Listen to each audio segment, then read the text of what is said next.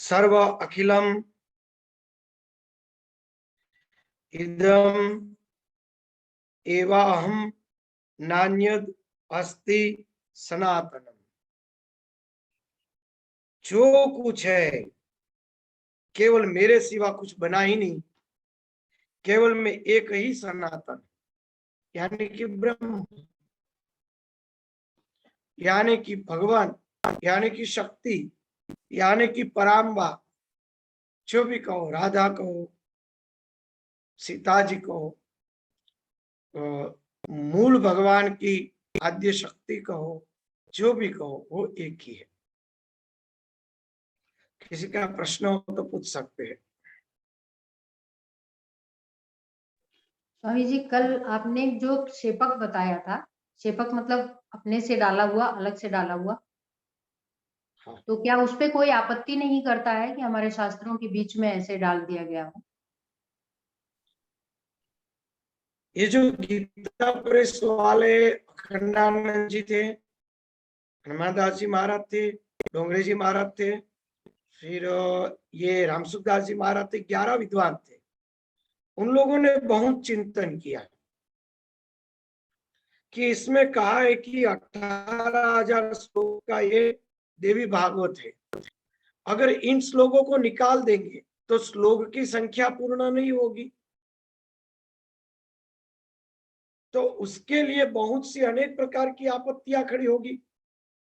ये सही है नहीं है, वो सब चिंतन करना बहुत ही गंभीर बात हो गई थी। फिर उन लोगों ने अमुक अमुक जो विवादास्पद थे वो मंत्र निकाल दिए, जो अति विवादास्पद थे। बाकी सभी चीजों को वैसे ही रख दिया, क्योंकि उनके पास कोई रास्ता ही नहीं था, दूसरा कोई रास्ता नहीं था। जैसे आद्य गुरु शंकराचार्य के समय श्रीमद गीता जी, भगवत गीता 1000 श्लोक की थी, परंतु आद्य गुरु शंकराचार्य जी ने उसमें से 300 श्लोक निकाल दिए और 700 श्लोक की कर दी। तो उसमें भी विवाद है। अमुक गीता जी में 701 श्लोक है और अमुक गीता जी में 700 श्लोक है। एक श्लोक का अभी भी विवाद चल रहा है। अब देखना, कई जगह 701 है, कई जगह 700 है, एक श्लोक है। तो कौन सा एक श्लोक निकाल देना तो किसी को पता नहीं। आद्य गुरु शंकराचार्य भगवान के अवतार थे, समर्थ थे, तो उन्होंने इतने निकाल दिए।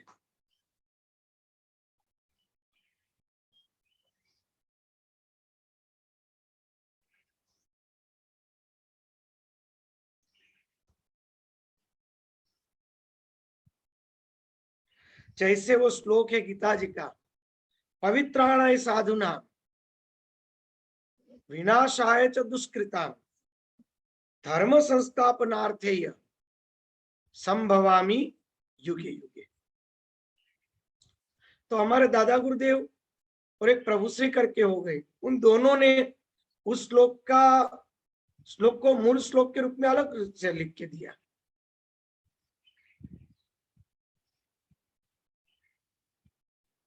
पवित्राणाय साधुना विनाश परिवर्तनाय अनृता। भगवान किसी का विनाश करते ही नहीं है। परिवर्तनाय अनृता, अनृत यानी जो असत्य है उसका परिवर्तन करते हैं। श्लोक क्या था, फिर से भूल गया। पवित्राणाय साधुना परिवर्तनाय अनृता साधुना विनाशाय दुष्कृताम सदधर्म स्थापनार्थेय संभवामि क्षणे क्षणे। सदधर्म स्थापनार्थेय संभवामि क्षणे क्षणे। भगवान एक युग के लिए कभी राह देखते ही नहीं। भगवान राह देखते हैं कि युग पूरा होगा, तब तक वो भले पाप करता रहे, बाद में मैं लूंगा जन्म। भगवान का युग पूरा हो तब तक उन्होंने लिया था, क्षणे क्षणे। सदधर्म स्थापनार्थी, धर्म की स्थापना के लिए नहीं, धर्म तो व्यक्तिगत है। सदधर्म की स्थापना के लिए वो एक एक क्षण पे प्रकट होता है। आज कोई बहन बेटी को कोई उठा जाने के लिए खड़ा हुआ है, वो बेचारी चिल्ला रही है, पूरे रास्ते पे आधी रात को कोई नहीं, और एक व्यक्ति एकदम से प्रकट हो जाता है, उसको बचा लेता है। वो भगवान का अवतार नहीं तो और क्या है, वो आवेशा अवतार है। उसकी प्रार्थना, किसी भी व्यक्ति के अंदर आवेश आ जाता है और वो आवेश उस व्यक्ति के पास आके काम कर जाती है। वो आवेश जो है ना, वो परमात्मा का स्वरूप है। उसको आवेशा अवतार के, अवतार अनेक प्रकार के, जन्म लेके भी होता है, आवेश का भी होता है, अंशा अवतार भी होता है, अनेक प्रकार के अवतार है। उसमें आवेशा अवतार भी है, यानी आवेश आ जाना। आज कुछ गलत हो रहा है और किसी व्यक्ति में आवेश आ गया और गलत व्यक्ति को मार दिया और कहा कि कुछ भी हो जाए हम उसकी तरफ है, तू झूठ ये पाप नहीं कर सकता है। ऐसे व्यक्ति जो जोश में काम कर लेता है, बाद में उसको मन में आता है कि ऐसा मैंने जोश से कर लिया, मेरी कल्पना में ही नहीं था। वो भगवान का आवेश होता है।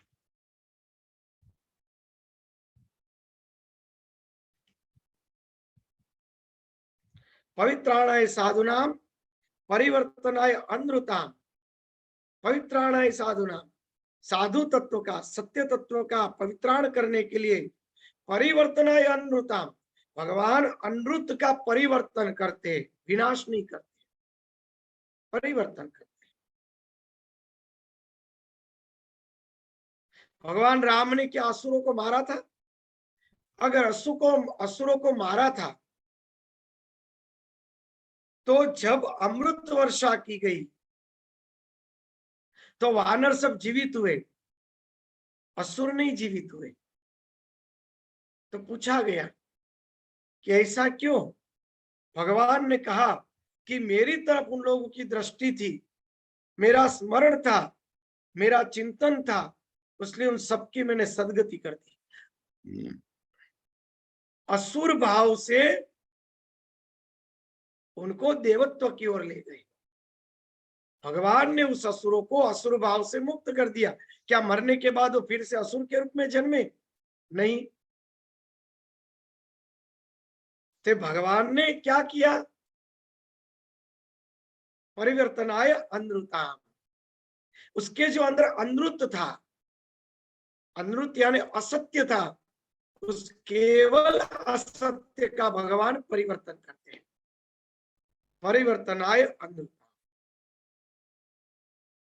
भगवान अनृत का परिवर्तन करते हैं। तो इस प्रकार से बहुत मंत्रोक्षेपक है, उनके ऊपर बहुत सी महापुरुषों की टीकाएं भी लिखी गई है, बहुत से चर्चास्पद पर है। आप लोगों को पता ही होगा, ढोल गवार और पशु नारी बहुत चर्चित मंत्र है। सीता जी को वनवास क्यों दे दिया? राम जैसे राम ने उसका त्याग कर दिया, उनके साथ इतना बड़ा अन्याय हुआ। महिला मंडल तो उसके ऊपर बहुत चर्चित करते हैं, जो उसके बड़े बड़े हेड होते हैं वो तो बहुत जोर जोर से बोलते हैं, राम को हम मानते ही नहीं। तो ये सब क्षेपक है, क्षेपक है। बहुत सी ऐसी क्षेपक चीजें हैं। खुद रामायण के अंदर आप देखो, तुलसीकृत रामायण के अंदर तुलसीदास जी ने जितने श्लोक और जितने कांड लिखे वो पूरे हो जाते, वहां बाल कांड आता ही नहीं है, वो लवकुश कांड आता ही नहीं है, उसमें लवकुश कांड की संख्या नहीं है। और उन्होंने पूर्णाहुति भी की, सबके दो दो बच्चे हुए, उनके ये नामकरण हो गए, सब बातें, और भगवान अपने स्वधाम को चले गए। यहां तक बात आ गई, बाद में लवकुश कांड कहां से खड़ा हुआ? उत्तरकांड कहां से आया? क्षेपक है, वो स्पष्ट रूप से लिखा है, आप देखो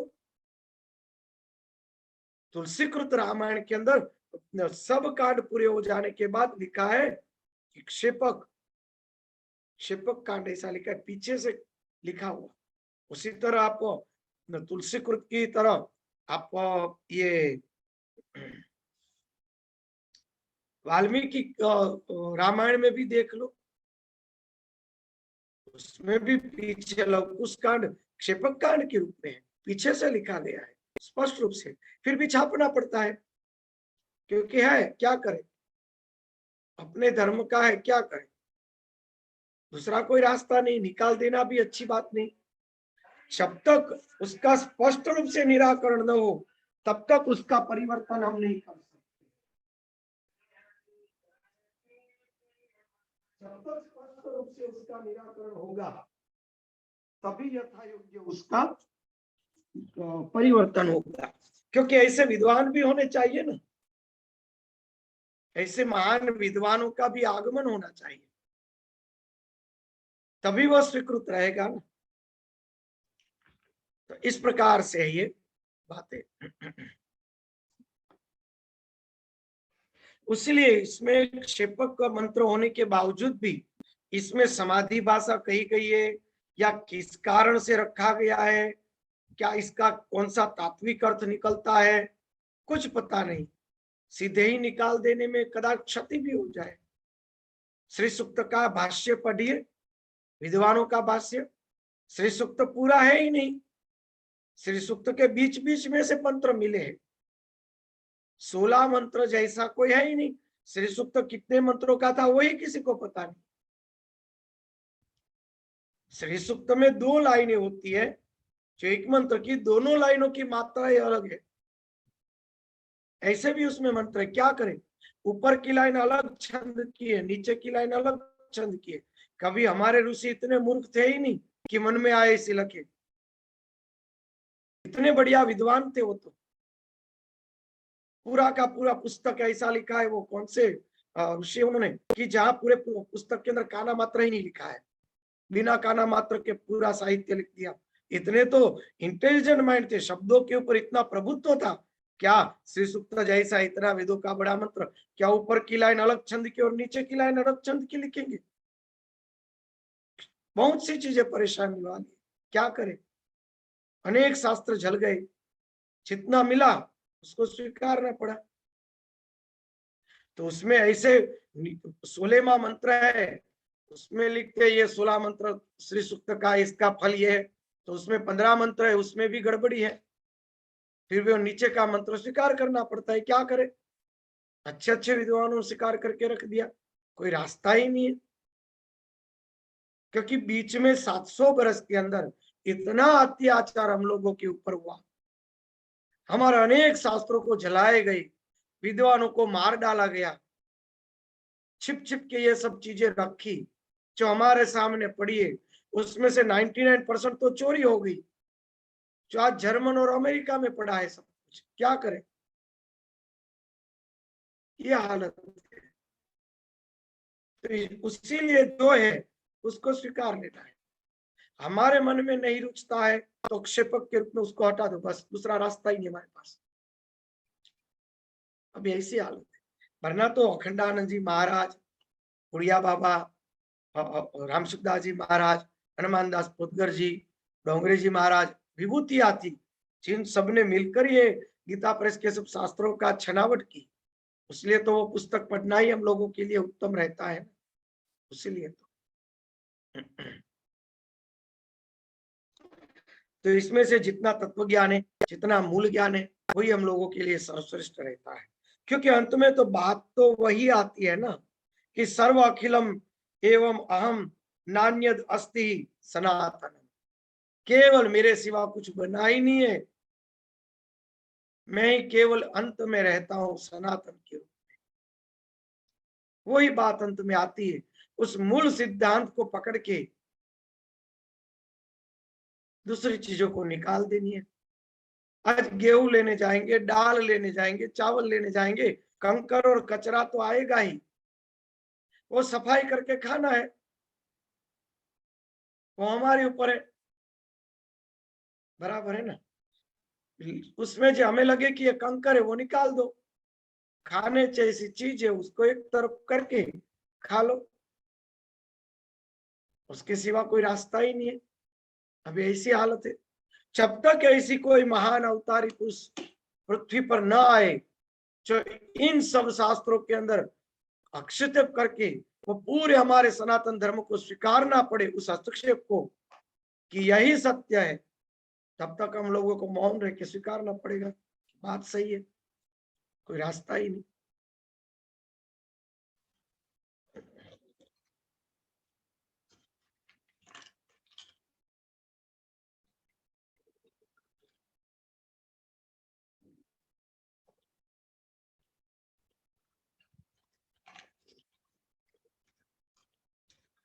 चलो आगे बढ़ते हैं, कोई प्रश्न है तो पूछ सकते हैं।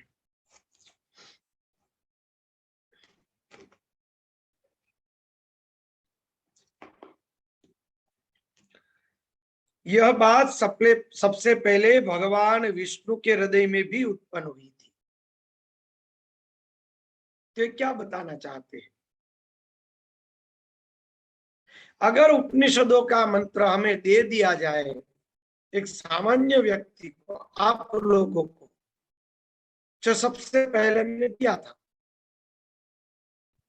कि शुद्ध ब्रह्म जब माया के अधीन होता है तो ईश्वर होता है, शुद्ध ब्रह्म जब अविद्या के अधीन होता है तो जीव होता है। आप इसमें क्या समझे? कुछ नहीं समझे। तो उसको समझाने के लिए तो ऐसे पुस्तकों का जब आप अध्ययन करेंगे तो धीमे धीमे धीमे आपके मस्तिष्क में उतरेगा। ये वाक्य उसी के आधारित है। यह बात सबसे पहले भगवान विष्णु के हृदय में उत्पन्न हुई, इसलिए अब वे सोचने लगे कि सत्य वचन का उच्चारण किसने किया। यानी कि जैसे हम है वैसे भगवान विष्णु है, वो तो सिद्ध करके दिखा दिया। हम अविद्या के अधीन है, वो माया के अधीन है। हम अज्ञान और सीमित है, वह व्यापक और ज्ञानी है। भेद इतना ही है, पर दोनों के अंदर जो मूल तत्व है, दोनों साक्षी है, दोनों दृष्टा है, पर दोनों के अंदर जो साक्षी है वह सत्य है। साक्षी है वो सत्य है।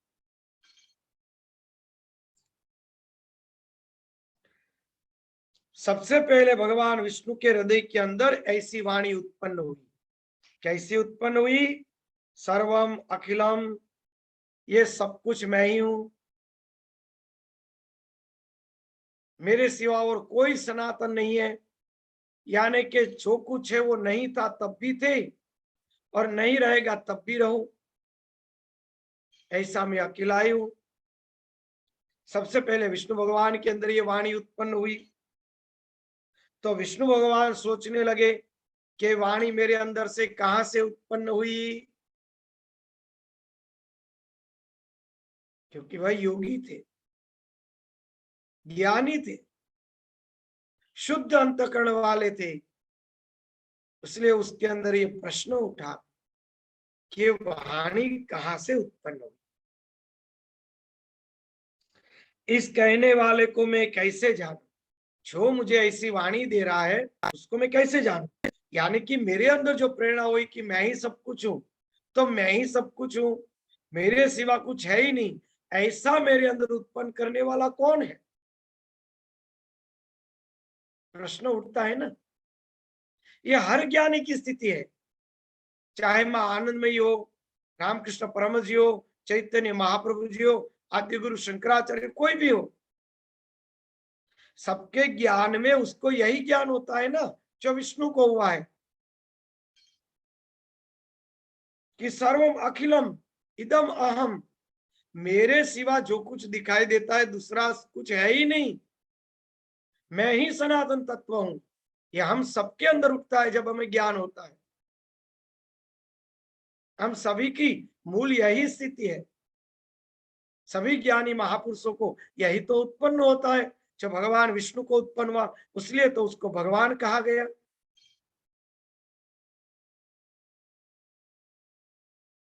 तब उसको प्रश्न उठा कि वाणी कहां से उत्पन्न हुई, कि मैं ही सब कुछ, कहां से उद्भव हो रहा है।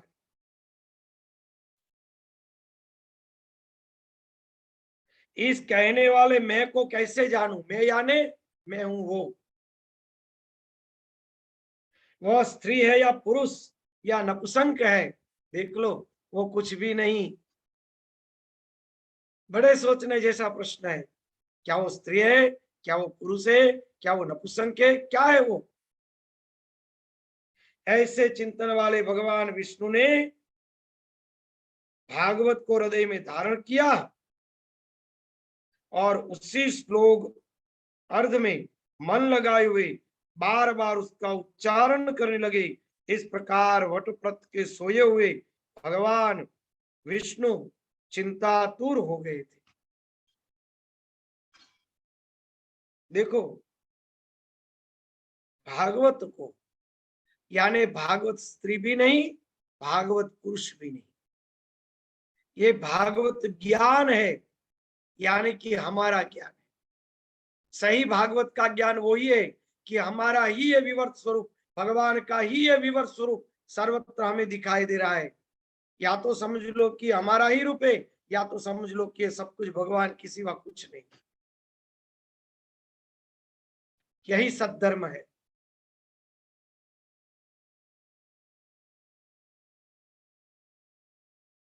इसी धर्म की स्थापना के लिए भगवान बार बार प्रकट होते हैं, इसी धर्म की। उस समय शंख चक्र गदा पद्म उन श्रेष्ठ आयुधों को धारण किए हुए चतुर्भुज शांत स्वरूप शांत शिवा दिव्य वस्त्र आभूषणों से सुसज्जित होकर अपने ही समान विभूतियों वाली सखियों सहित प्रादुर्भूत हुई।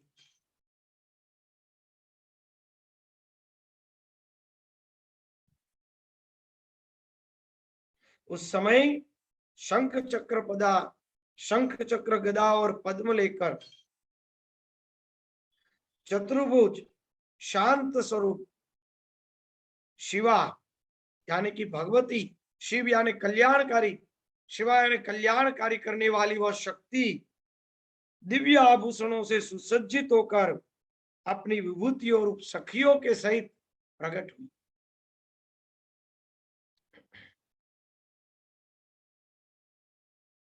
वे सुंदर मुख वाली भगवती महालक्ष्मी परम तेजस्वी भगवान विष्णु के समक्ष मंद मंद मुस्कुराते हुए प्रकट हुई।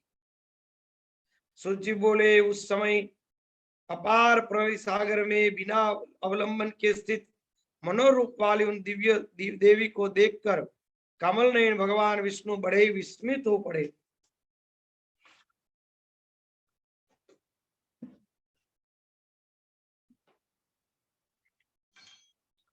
रति भूति बुद्धि मति कीर्ति स्मृति धृति श्रद्धा मेघा स्वाहा स्वदा क्षुधा, क्षुधा यानी भूख, निंद्रा दया गति तुष्टि पुष्टि क्षमा लज्जा जृंभा और तंद्रा, यह शक्तियां अलग अलग रूप में उन महादेव के समीप सब खड़ी थी।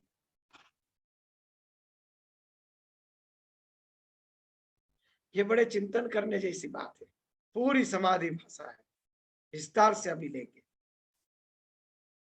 वे सभी श्रेष्ठ आयु धारण किए हुए नाना प्रकार के आभूषणों से विभूषित, अनेक हृदय पर मंदार की मालाएं और मोतियों का हार सुशोभित हो रहे थे। उन भगवती महालक्ष्मी उनकी सभी अन्य सखियों को उस प्रलय सागर के जल में उपस्थित देखकर भगवान विष्णु के मन में बड़ा विस्मय हुआ।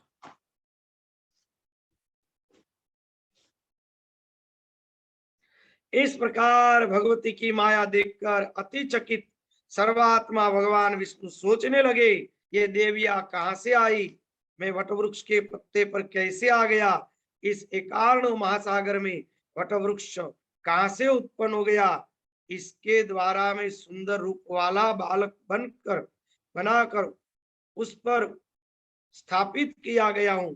ये मेरी माता तो नहीं है, अथवा यह कोई दुर्घट माया है, किसने और किस कारण से मुझे इस समय दर्शन दिया, अब मैं इस विषय में क्या कहूं, मैं यहाँ से कहीं चला जाऊं, मौन धारण करूं, बालक भाव से सावधान होकर स्थिर रहो।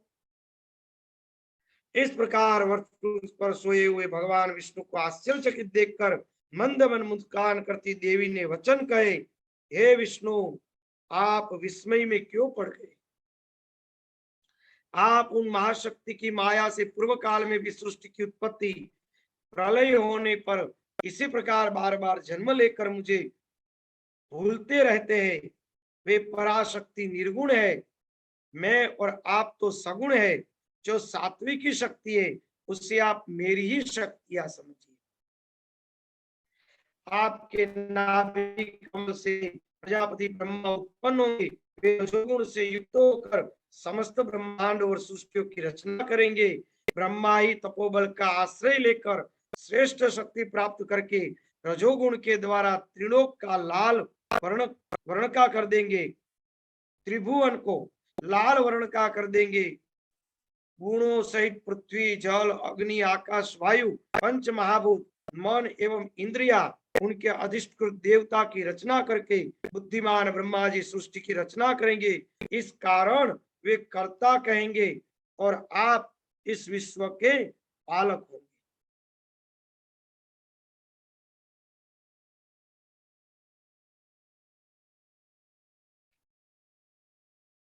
बड़ी सुंदर समझने जैसी कथा है। बाद में शिव का वर्णन है, वो पढ़ लू, बाद में इसका विस्तार करेंगे। उनके क्रोध करने पर उनकी भवों के मध्य से रुद्र उत्पन्न होंगे। हे महामते, हे वे ही रुद्र घोर तप करके तामसी शक्ति प्राप्त करके कल्प के अंत के समय सृष्टि के संहार करता होंगे। इस कारण मैं आपके पास आई हूं, आप मुझे वही सात्विक की शक्ति समझिए। हे मधुसूदन, मैं यहीं रहूंगी, मैं तो सर्वदा आपके पास रहती हूँ, आपके हृदय में नित्य निवास कर रही हूँ।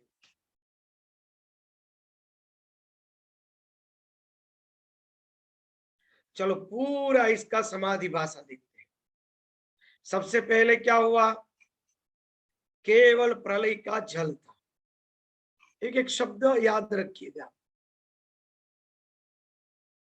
उस जल के अंदर वट वृक्ष के पत्ते के ऊपर एक बालक सोया हुआ था जिसको विष्णु कहा जाता है। उस बालक के अंतःकरण के अंदर एक भावना प्रकट हुई कि मैं ही ये सब कुछ हूं, मैं ही सनातन हूं। तब उनको ये विचार आया कि ये मैं कौन हूं, ये मैं सब कुछ हूं, ये कौन है।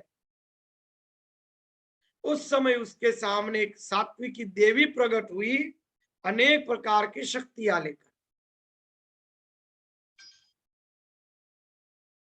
यहां तक का पहले वर्णन करते हैं। शास्त्रों के अनुसार सृष्टि की उत्पत्ति एक क्षण में होती है, क्रमशः नहीं। मूल वेद ये कहते हैं। क्या स्वप्न में स्वप्न को उत्पन्न होने के लिए सृष्टि को अत से इति तक उत्पन्न होना पड़ता है?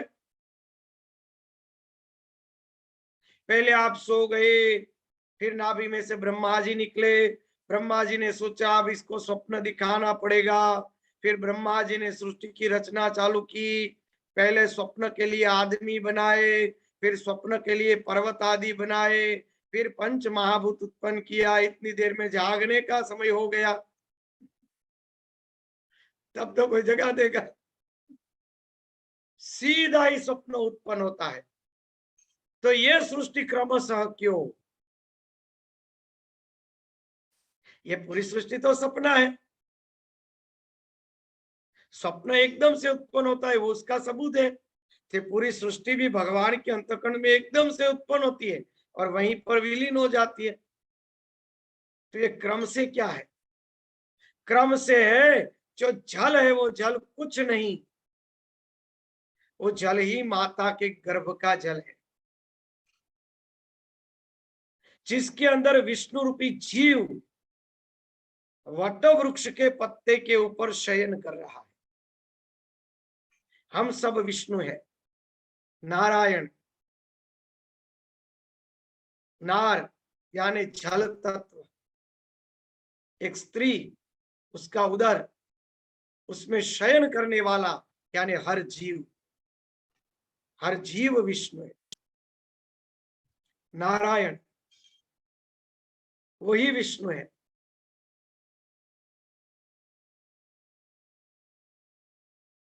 वो नारायण जो है वट वृक्ष के पत्ते के ऊपर, वट वृक्ष क्या है? वट वृक्ष यानी एक से दूसरे का जन्म, दूसरे से तीसरे का जन्म, तीसरे से चौथे का जन्म, वंश परंपरागत को वट की उपमा दी गई है शास्त्र के अंदर। वंश को वट वृक्ष की उपमा से संबोधा जाता है। ये वट वृक्ष यानी वंश, एक माता के उदर में वंश के रूप में वह जीव नारायण सो रहा है।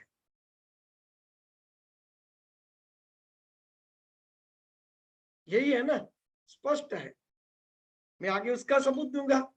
फिर उसके अंदर जब भावना प्रकट होती है कि ये सब कुछ मैं ही हूं, मैं ही सनातन हूं, तो फिर ये क्या है सब कुछ? सबके अंतःकरण में जन्म से पहले मां के गर्भ में भगवान का अनुभव होता है। यही अनुभव को भगवान का अनुभव कहते हैं। सर्व अखिलम इदम अहम, मैं ही सनातन हूं, हर जीव के अंतःकरण में प्रकट होता है। तब आश्चर्य होता है, अगर सब कुछ मैं हूं तो क्या हो रहा है? तो क्या होता है, उसके सामने एक देवी उत्पन्न होती है सब प्रकार की शक्तियों को लेकर। वो देवी कौन है? सात्विक शक्ति। और उसके सामने क्या क्या प्रकट हुआ, समझने जैसे शब्द। रतिर्भूति सतार्बुद्धिर मतिर्कृते स्मृति दुति श्रद्धा मेघा स्वदा स्वाहा क्षुधा निंद्रा दयागति। ये क्या है? क्या 2 और 3 और 4 हाथ वाली माता जी है? कौन है ये? हम सबके अंदर ये है, सबके अंदर।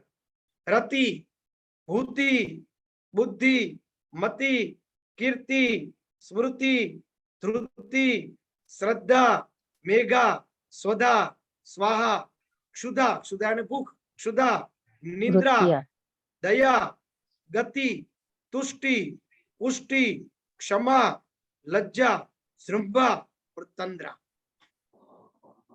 ये सब हमारे अंदर के गुण और वृत्तियाँ हमारी ही कलाएं हैं, हम्म, हमारी जीव की गुण ही हमारे। कलाएं हैं। जीव कला है ये सब। इतनी कलाओं के अंदर जीव सदैव भ्रमण करता रहता है। कभी तंद्रा में होता है, कभी क्षुधा में होता है, कभी मति यानी विवेक में होता है, कभी तुष्टि, कभी पुष्टि, कभी श्रद्धा में। अलग अलग प्रकार की ये जीव की कलाएं, जीव कलाएं। सबसे पहले जीव जन्म लेता है तो माता के गर्भ में सात्विक शक्ति उसके अंदर प्रादुर्भूत रहती है।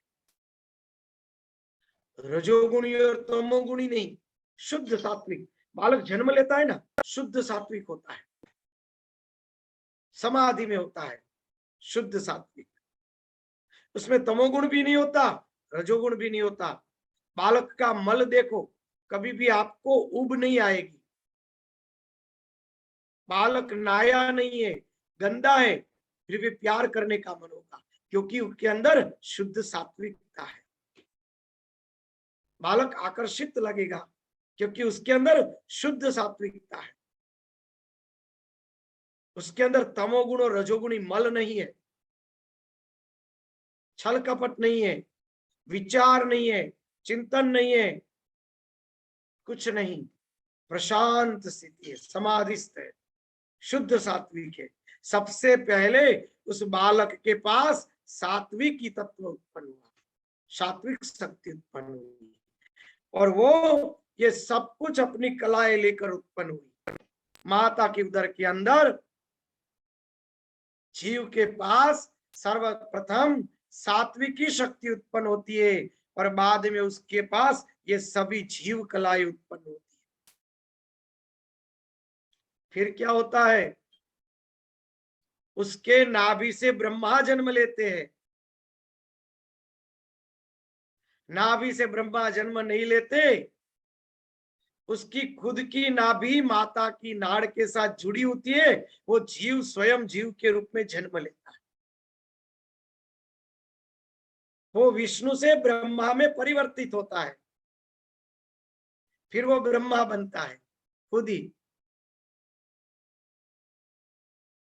माता की नाभि के साथ उसकी नाभि की नाड़ जुड़ी हुई है उदर की। उसका अर्थ क्या हुआ? ब्रह्मा ने जन्म लिया, माता के उदर से हम लोग जन्म लेते। ब्रह्मा आ गए, रुदन शुरू हुआ। पहले ही मधु और कैटभ प्रकट हुए और ब्रह्मा का रुदन शुरू हो गया जन्म लेते ही। राग और द्वेष उत्पन्न होते जन्म लेते ही, और सबसे पहले बालक जगत को देखकर रोना शुरू कर देता है।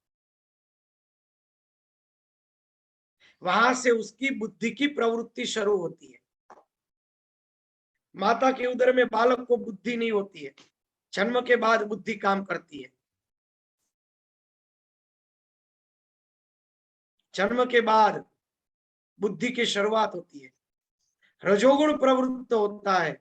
माता के उदर में दिनों तक स्थिर बैठा रहा, उल्टा फिर भी उसको कष्ट नहीं है, बाहर आने पर हाथ पैर पछाड़ने लगा, रोने लगा, रजोगुण प्रवृत्त हुआ। ब्रह्मा रजोगुण है।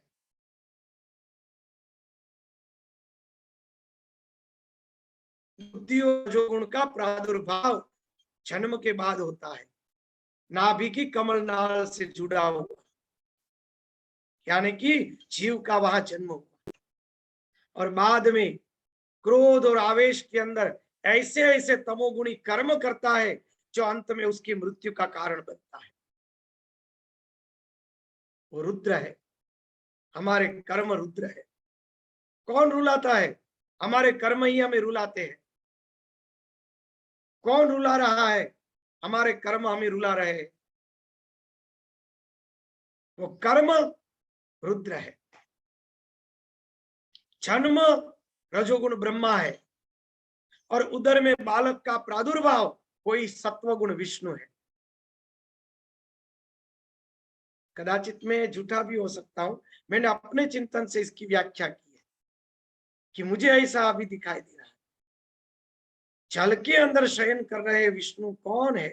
वट वृक्ष का ही पत्ता क्यों? तब वट तो था नहीं, तो वट वृक्ष के पत्ते का उदाहरण यहाँ क्यों रखा गया? वट वृक्ष तो पृथ्वी, और पृथ्वी के बाद वट वृक्ष की बात आती है ना। वट वृक्ष तो केवल पृथ्वी की एक वस्तु है। हजारों वर्षों के बाद पृथ्वी नाश पर तो हो जाएगी, तो क्या वट वृक्ष का रूप तोड़ के कोई रख देगा एक तरफ? अरे वो विष्णु भगवान को सुलाने के लिए एक वट वृक्ष का पत्ता रख देना भाई, पृथ्वी भले नाश हो जाए, बेचारा सोएंगे कहाँ? सोचने जैसी बात है ना, वो पत्ता कहाँ से आया? हजारों वर्षों तक वो पत्ता अगर पानी में पड़ा रहा तो सड़ जाएगा, सड़ा हुआ भी नहीं है, यानी कि समाधि भाषा है। वट वृक्ष यानी वंश परंपरा, पारंपरिक वंश में उन्होंने पिता के द्वारा माता के गर्भ में जन्म लिया। नारायण है, विष्णु है, नारी यानी स्त्री, उसके उदर में वो शयन कर रहा है, इसलिए वो विष्णु है, नारायण है। वट वृक्ष पे शयन कर रहा है, यानी कि उसका आधार वंश परंपरागत उसके पिता है, पिता वट है। पिता के वंश को वट वृक्ष कहा जाता है ना, वहां पिता के वंश को कहा जाता है। और पिता के आधार पर उन्होंने जन्म लिया। वो दिखाते हैं कि वट वृक्ष के ऊपर वो बालक सो रहा है। वो जल क्या है? नार है, वो स्त्री का उदर, उसके अंदर वो विष्णु सो रहे हैं। वो ही विष्णु कमलनाल सहित ब्रह्मा के रूप में जन्म लेते, परिवर्तित होते। पहले सात्विक की शक्ति थी, बाद में बुद्धि और राजसी शक्ति उत्पन्न हुई। ये मेरे शब्द नहीं, ये शास्त्र के शब्द है।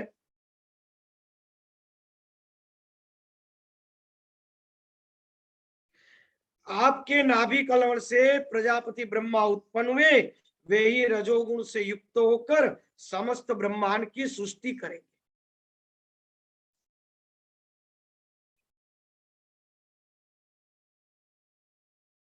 तो आपके ना शब्द रखा, यानी कि वहां जो उदर में बच्चा है, उन बच्चे के नाभि से उत्पन्न होना चाहिए ना ब्रह्मा।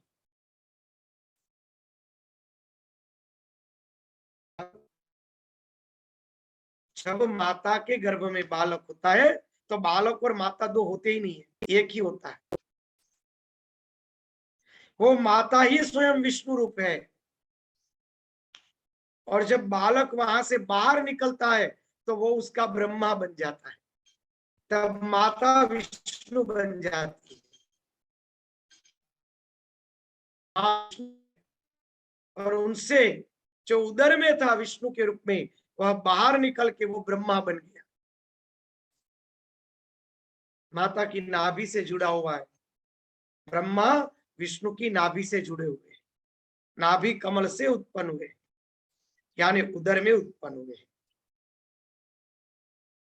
और वो ही रजोगुण उत्पन्न करने वाले। जीव जन्म के बाद ही रजोगुणी बनता है, उदर में तो केवल सात्विक होता है। न वहां कर्म बंधन है, वहां न पाप है, वहां न सृष्टि है, केवल सात्विकता है, सत्वगुण है। अगर सत्वगुण न होता तो उसका जन्म ही न होता। उसको जन्म लेने के लिए कोई न कोई एक गुण को स्वीकारना ही पड़ेगा, इसलिए उन्होंने केवल शुद्ध सत्वगुण को स्वीकारा। धीमे धीमे धीमे उसमें रजोगुण बढ़ता जाता है, सृष्टि का विस्तार हो जाता है, बाद में कर्म उत्पन्न होते हैं। वो कर्म ही रुद्र है, वो उसकी भ्रकुटी में से, क्रोध में से उत्पन्न हुआ। भ्रकुटी यानी मस्तिष्क, मस्तिष्क के अंदर जो द्वंद्व प्रकार के राग द्वेष के कर्म है, वो कर्म ही अनेक प्रकार की सृष्टि और उसके कारण का मूल कारण बनता है। मृत्यु जन्म सब कर्म का ही कारण है ना, सब कारण यही से उत्पन्न होते हैं। मृत्यु का कारण वो काल है, वो रुद्र है। वो रुद्र कौन है? ब्रह्मा के मस्तिष्क के उत्पन्न हुआ क्रोध के कारण। हम सबके क्रोध के कारण ये कर्म उत्पन्न होते, वो कर्म ही हमारे मृत्यु का कारण बनते और वो ही फिर से हमें जन्म देते। यही ब्रह्मा विष्णु और महेश की उत्पत्ति की यहाँ पे कथा समाधि भाषा में कह रहे हैं। आगे भगवान विष्णु बोलते वह सुनते हैं।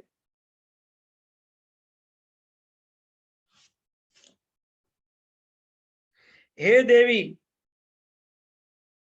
हे वरारोहे, यानी कि वरदान देने वाली श्रेष्ठ, कुछ समय पूर्वे मैंने स्पष्ट अक्षरों वाला जो आधा श्लोक सुना, वह परम कल्याणप्रद रहस्यमय वाक्य किसने कहा? यह मुझे शीघ्र बताइए हे सुमुखी। इस विषय में मुझे माहिती की महती शंका है।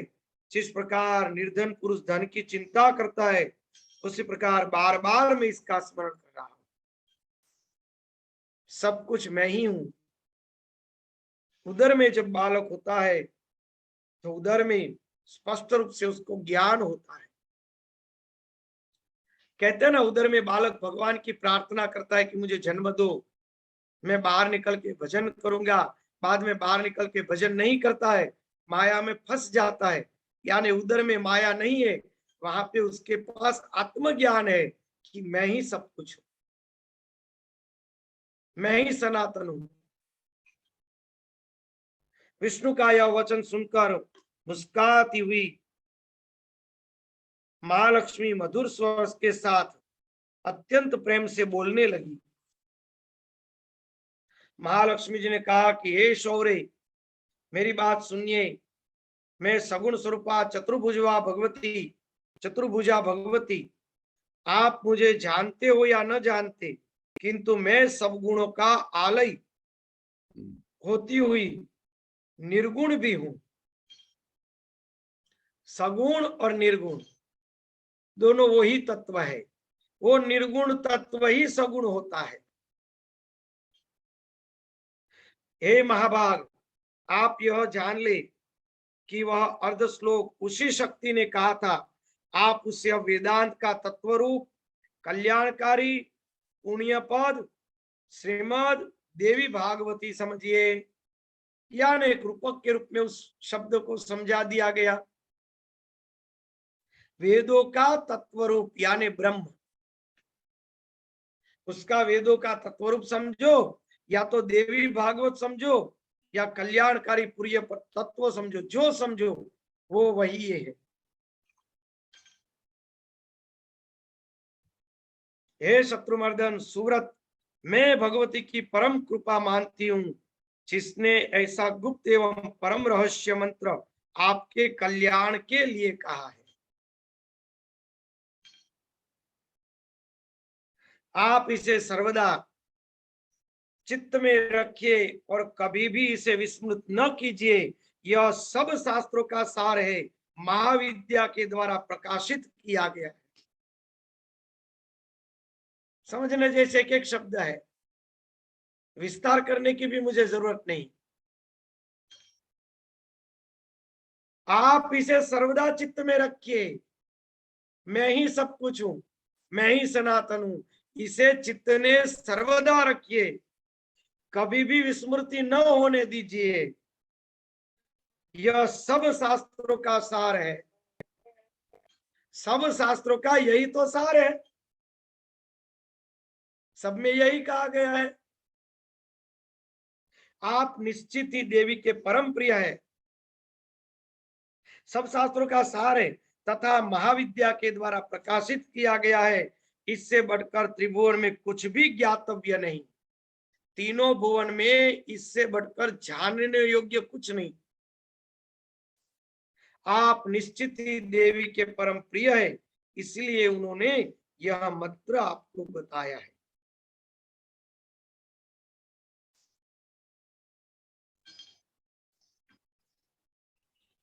चलो कल आगे लेंगे मंत्र नंबर 18, लिख लीजिए। कल व्यास जी बोलेंगे कल, तब तक हम इनका चिंतन करेंगे। किसी के प्रश्न हो तो पूछ सकेगा। 18वां मंत्र है 18। किसी का प्रश्न है?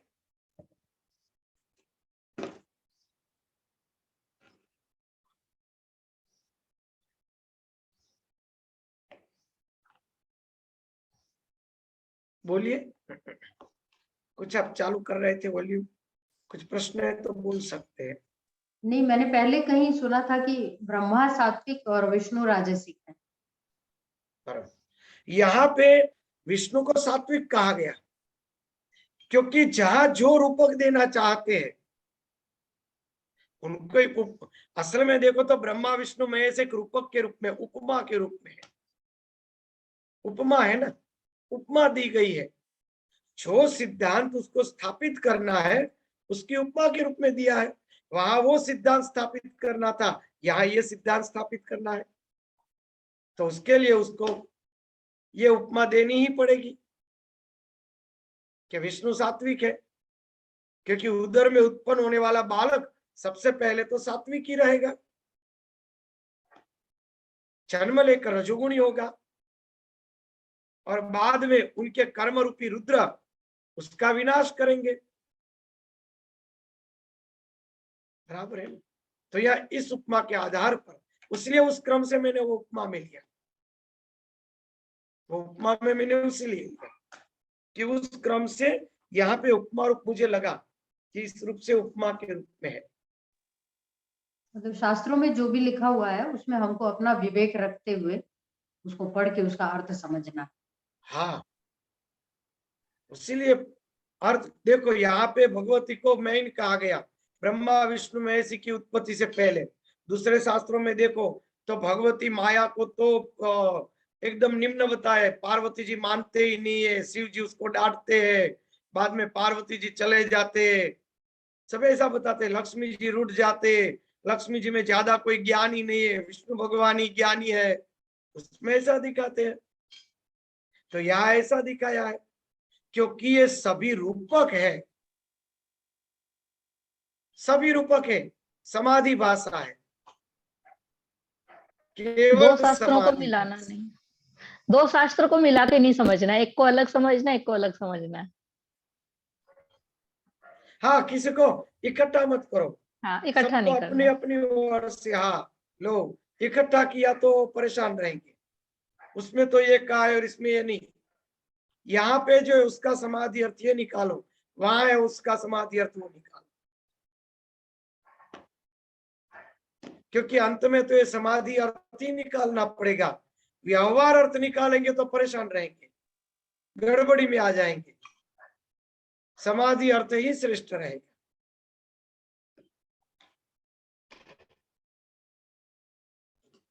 किसी का कोई प्रश्न है इसके बारे में? एक और जिज्ञासा है स्वामी जी, पहले चर्चा हो चुकी है इस पे कि अज्ञान का कारण ब्रह्म है। ये मैं रोज चिंतन करती हूँ लेकिन उतना क्लियर नहीं हो पाता कि अज्ञान का कारण ब्रह्म है। अगर अज्ञान को स्थूल रूप से हम देखें तो एक विपरीत छवि है अज्ञान की, और ब्रह्म तो शुद्ध ज्ञान स्वरूप है या ज्ञान से भी ऊपर है।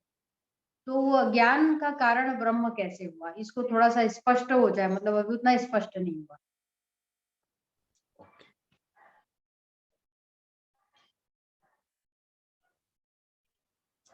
कोई भी खेल करना है, कोई रमत खड़ी करनी है, तो उसके लिए पहले एक उसका गोल नक्की किया जाएगा। गोल, उस वस्तु की प्राप्ति नक्की की जाएगी, पर यहां तक ये करना, इसको जीत कहा जाएगा।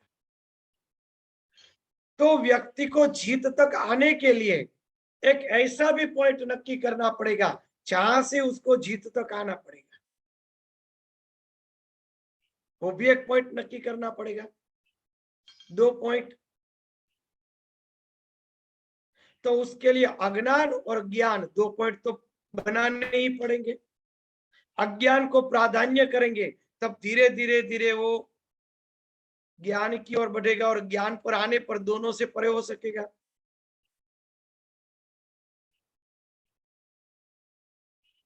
दोनों के बीच में एक गैप रहती है जिसको कहते हैं लीला। वही लीला है। लीला क्या है? यही लीला है। उन्होंने दोनों उत्पन्न किया, प्रोक्षम पुरुष पशुभ्य। अपने आप को उन पुराण पुरुष ने प्रोक्षण करके यानी संकल्प करके पशु बना लिया। अज्ञानता जैसा भी कुछ नहीं, ज्ञान जैसा भी कुछ नहीं, पर पहले जो है उसको अज्ञान के रूप में स्वीकार करना पड़ेगा। अब जो प्राप्त करना है उसको ज्ञान के रूप में स्वीकार करना पड़ेगा। इस अज्ञान का त्याग के ज्ञान में प्रवेश करना पड़ेगा, तब ये खेल खत्म होगा, तब सत्य पता चलेगा। ये पूरा खेल है भगवान का। अगर न समझ में आया तो फिर से पूछ सकते हैं, कोई दिक्कत नहीं, पूछिए। स्वामी जी फिर से एक बार बताइएगा। स्वामी जी, अगर तो इसमें एक मिनट स्वामी जी, इसमें मैंने कल या परसों डोंगरे महाराज को कथा सुन रही थी, तो उन्होंने ऐसा बताया, शायद इसको लगता है इसलिए मैं बोल रही बीच में, कि धर्म को मानने के लिए तुम्हें थोड़ा सा अंधश्रद्धा का सहारा लेना चाहिए। ऐसा अगर जैसे आप समझाते हैं कि डायरेक्ट सत्य ऐसा है तो हम लोग मान नहीं सकते कि हाँ ऐसा भी रहता है, सब जगह ब्रह्म ही है, ये बात जल्दी से सबको दिमाग में नहीं बैठेगी। तो थोड़ा सा अंधश्रद्धा का सहारा लोगे तभी तुम धर्म में आगे बढ़ सकोगे और ज्ञान की प्राप्ति होगी। ऐसा उन्होंने डोंगरे महाराज जी का मैंने सुना था। अनश्रद्धा नहीं, अज्ञान का सहारा। अनश्रद्धा नहीं, अज्ञान का सहारा। श्रद्धा तो सबसे मेन है, श्रद्धा के बिना तो प्राप्ति नहीं होता। अनश्रद्धा यानी उसको नहीं मानना। और अज्ञान यानी पता न होना। अज्ञान का सहारा लगे तभी तो ज्ञान को प्राप्त करेंगे। कोई व्यक्ति अपने आप को अज्ञानी जैसा साबित करेगा तभी तो ज्ञान के लिए कुछ परोसेंगे सामने वाला। बराबर है ना?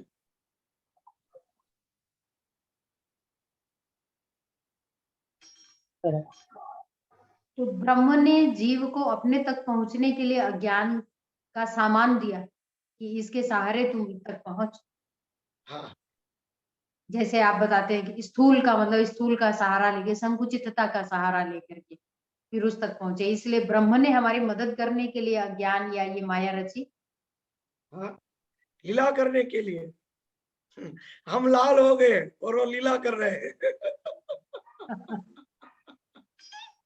दुख के पीड़ा के मारे लाल लाल हो गए, रो रो के कि अरे भगवान ये क्या कर रहे हैं, वो परेशान है, मगर वो तो लीला कर रहे हैं। ये पूरा का पूरा अज्ञान का खेल है। और साधारण मनुष्य समझ नहीं सकता, इसलिए गुरु परंपरा शुरू की गई। गुरु परंपरा, ये ईश्वर परंपरा, सब कुछ उसी लिए। असल में कुछ भी नहीं, खुद ही खुद का गुरु है और खुद ही खुद का ईश्वर, दूसरा बना ही नहीं।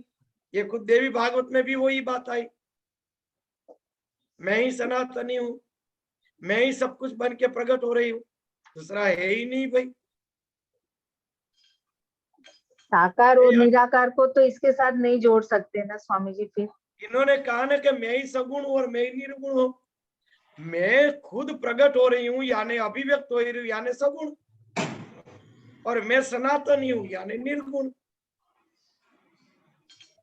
प्रकट हो रही हूँ यानी सगुण साकार, निर्गुण यानी कि मैं सनातनी हूँ, निर्गुण निराकार।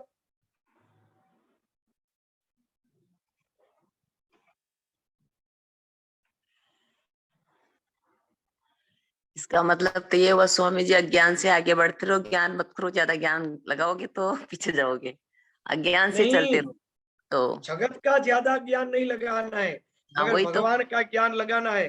बस बस भगवान का ज्ञान ही सही ज्ञान है, जगत का ज्ञान तो सबसे बड़ा ज्ञान है। हाँ।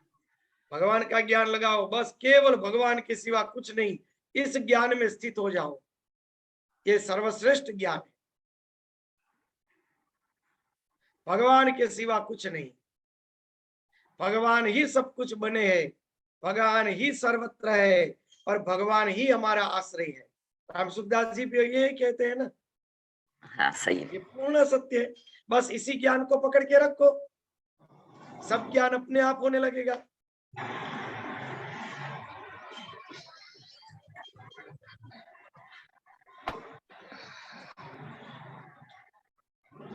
ये देवी भागवत अच्छी तो लगती है ना सबको, कोई दिक्कत नहीं है ना? हाँ बहुत अच्छी लगती है बहुत स्वामी बढ़िया जी, समझे। बहुत अच्छी हमको लगती लग है। रहा है हम और एक स्टेप आगे बढ़ रहे हैं, ऐसे लग रहा है। अब क्या हो रहा है, एक स्टेप आगे बढ़ रहे हैं ऐसे लग रहा है, और कुछ और समझ में आ रहा है। और हाँ अच्छा, क्योंकि उसलिए मैं तत्व ज्ञान से लेता हूँ, तत्व भाव से, ताकि अकेली कथाओं से कुछ बाहर निकल के कुछ नया जानने को मिले आप लोग। जी, बराबर क्योंकि है। सार बात तो सबकी एक ही है, हमको उसी पे अध्ययन करते चलना पड़ेगा हाँ और गहराई से समझने पड़ेगा। देखो, पूरे सृष्टि के शास्त्र का ज्ञान एक ही है। क्या है, सब शास्त्र कहाँ से निकले? हम लोगों ने जन्म के बाद ये पूरा जगत देखना चालू किया। वो जगत क्या है? हमारा ही विवर्त स्वरूप है, पदार्थ के रूप में हम ही जगत को देखते हैं, वो पदार्थ भी हमारा ही रूप है। अंत में ये सब पदार्थ हमारे अंदर ही समाहित हो जाएंगे, ये व्यापक तत्व हम खुद ही है। बस इसी ज्ञान को समझाने के लिए नई नई कहानी आती है, यही बात हुई ना। ये समझाने के लिए अलग अलग अलग कहानी आती रहेगी तो दृढ़ हो जाएगा। जैसे वो कोई कहेगा देखो सामने पेड़ दिखाई देता है, वो सूखा पेड़ नहीं है, वो भूत की परछाई है, नीचे देख तू। तो थोड़े दूर जाओगे तो दूसरे व्यक्ति कहेगा अरे तूने देखा है, वो सामने पेड़ है ना, उसके पास भूत रहता है, कभी कभी परछाई दिखाई देती है। हाँ मैंने परछाई कल देखी थी। ऐसे 10-15 व्यक्तियों का सुनेंगे तो तुरंत उसमें भूत दिखना चालू हो जाएगा। तो ऐसे सबने हमारे अंदर संसार डाल दिया, ये तेरे पिता है, ये तेरे माता है, ये तेरा संसार है, ये तेरा घर है, ये सब ऐसा मगज में डाल दिया कि सब सत्य मानना चालू हो गया। तो उस असत्य को सत्य मानना चालू किया है, तो फिर से हमें उस पूर्ण सत्य को तो फिर से स्वीकारना ही पड़ेगा। तो वो स्वीकारने की प्रक्रिया, उसके लिए कहानियां बनाई गई, वो कहानी उसको शास्त्र कहते हैं, वही शास्त्र है। तो उसमें कहानी तो सब में अंत में एक ही आएगी। इसीलिए मैं उसका तत्व चिंतन करके समाधि भाषा में उस एक ही बात पे आ जाता हूँ, क्योंकि मुझे तो वही एक सत्य लग रहा है, उसके सिवा तो बड़ा सत्य कुछ है ही नहीं। अंत में तो सत्य वहीं पर आता है, तो समाधि भाषा वहीं पर आती होगी ना, बराबर समाधि भाषा वही आती होगी। स्वामी जी, हाँ, कोटि कोटि चरण वंदन स्वामी जी। कोटि कोटि चरण स्वामी जी, वंदन, बोलिए बोलिए। राधे राधे बोल राधे। स्वामी जी, जो राधे राधे बेटा, बोलो बोलो। जैसे गीता में तो जैसे हमने पढ़ा था, तो उसमें हमने ये जाना था कि ब्रह्म कुछ भी नहीं करता है, ना वो ज्ञान देता है ना अज्ञान देता है। उसकी जो माया शक्ति है उससे मिलके, जैसे आपने अभी बताया कि जो माया शक्ति से मिलके एक ईश्वर हो जाता है और अज्ञान से मिलके एक जीव हो जाता है। तो वही तो जो समझा रहा हूं। तो जो अज्ञान है वो माया के कांटेक्ट में आने से मनुष्य की अपनी तामसिक प्रवृत्ति से पैदा होता है। इसमें ब्रह्म तो अज्ञान नहीं दे रहा। ब्रह्म अज्ञान दे ही नहीं रहा है ना। हमारे जी। अंदर जो एक ऐसी रासायनिक प्रक्रिया होती है, वो रासायनिक प्रक्रिया के कारण हमारे अंदर अज्ञान प्रकट होता है। रासायनिक प्रक्रिया के कारण अज्ञान प्रकट होता है, एक प्रक्रिया है।